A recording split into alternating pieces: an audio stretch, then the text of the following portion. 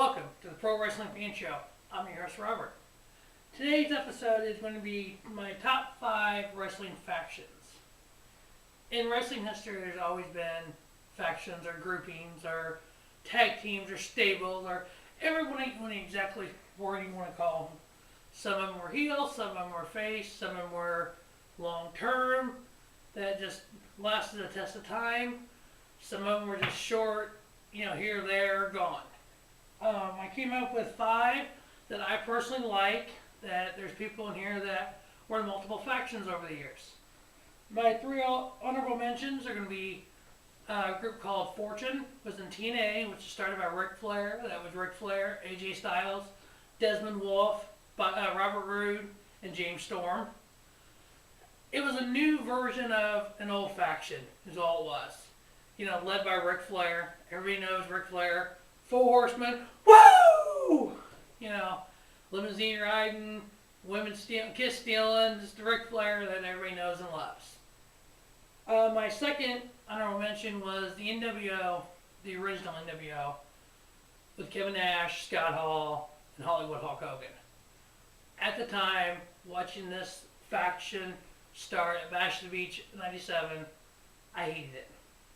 At that point, as a wrestling fan, I was more of the Hogans, the Stings, the Savages, the Faces. And I hated when the bad guy won. I always hated that. And when this happened, when watching Hogan turn, and just the stuff people threw in the ring, the fact that Mean Gene's trying to interview Hulk Hogan, he got his nose broke because of all the beer bottles and whatnot getting thrown. I was so upset. I was almost in tears over this.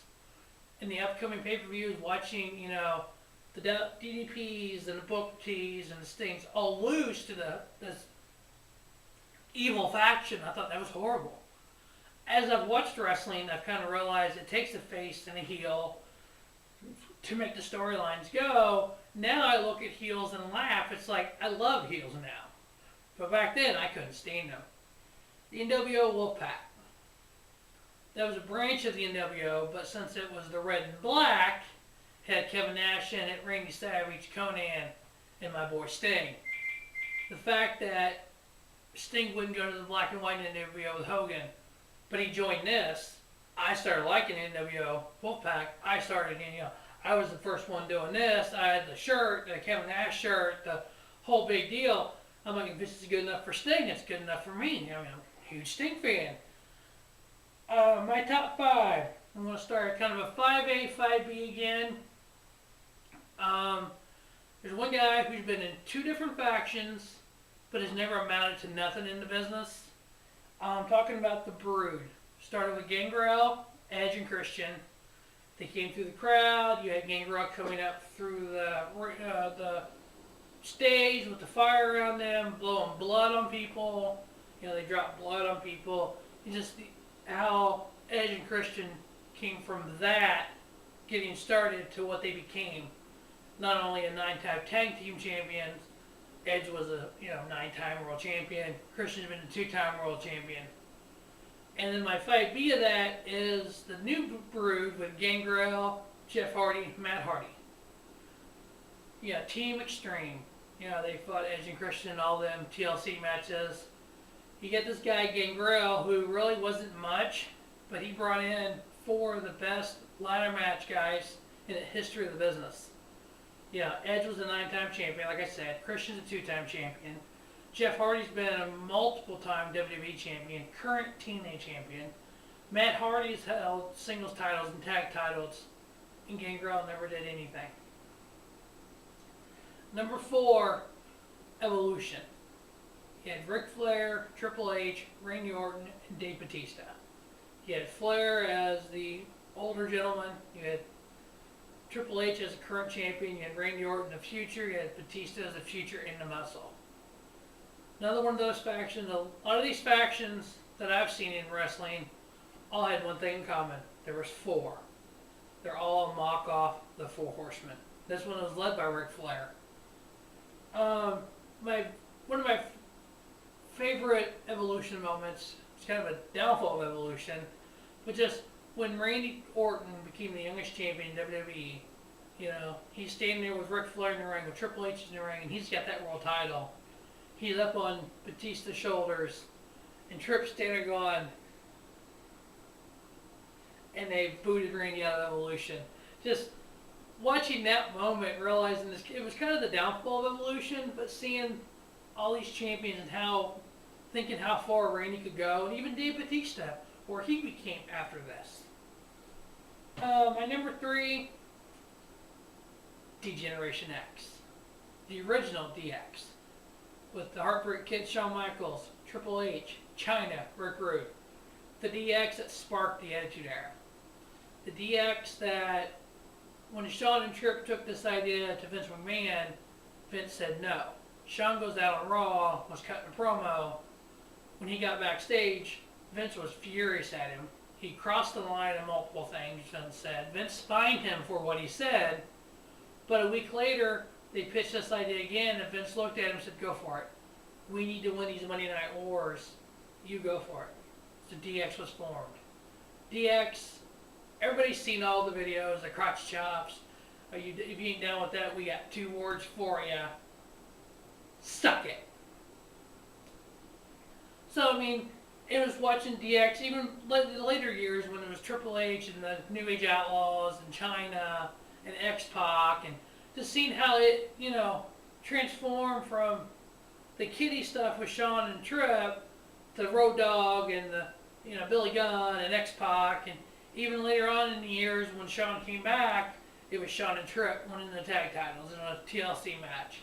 It was Shawn and Tripp making different appearances here and there. It was Tripp inducting Shawn into the Hall of Fame.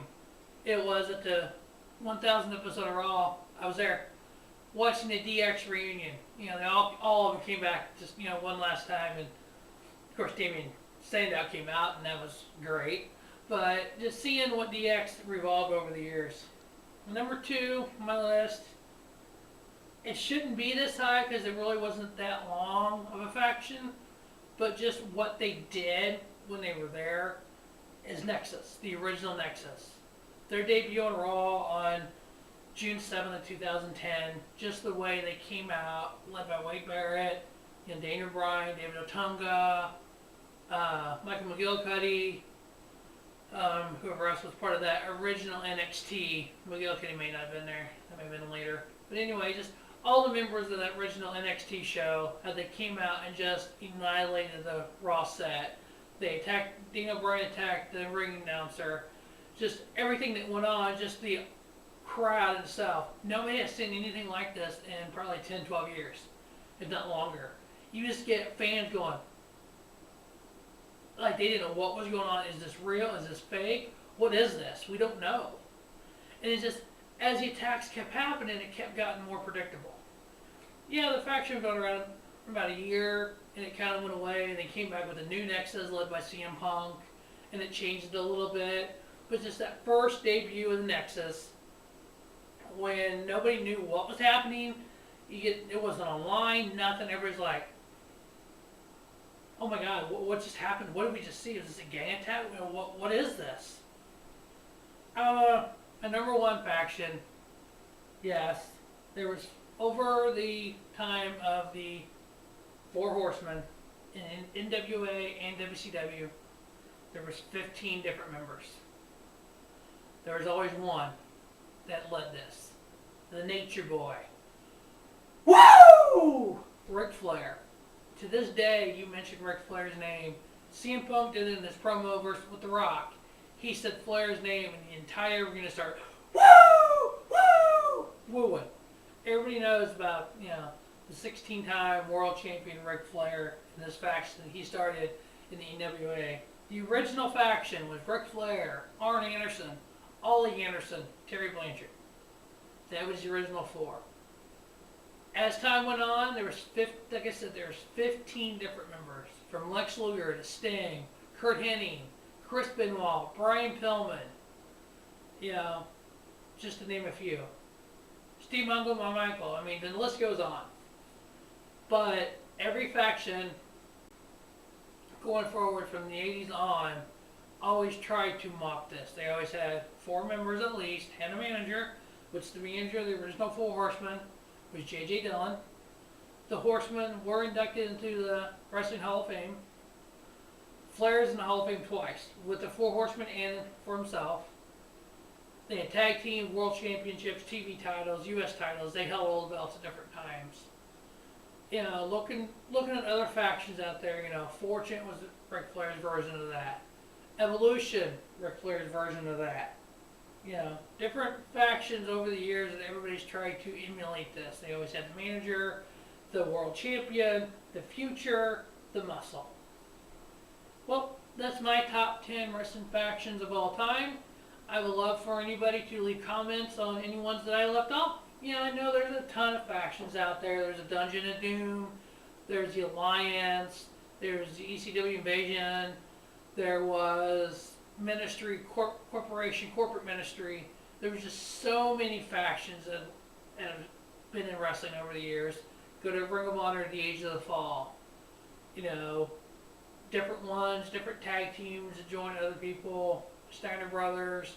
You know, just any type of faction that you can create, people have done it.